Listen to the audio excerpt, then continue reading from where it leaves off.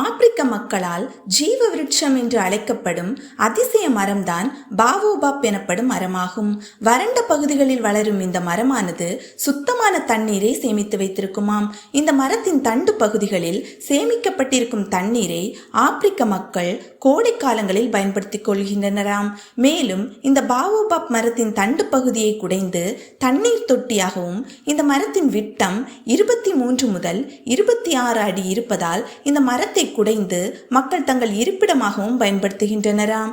பாவோபாப் மரத்தின் உச்சியில்தான் கிளைகளே இருக்குமாம். மேலும் இந்த மரத்தில் இரவு நேரத்தில் வெள்ளை நிற பூக்கள் பூக்குமாம்.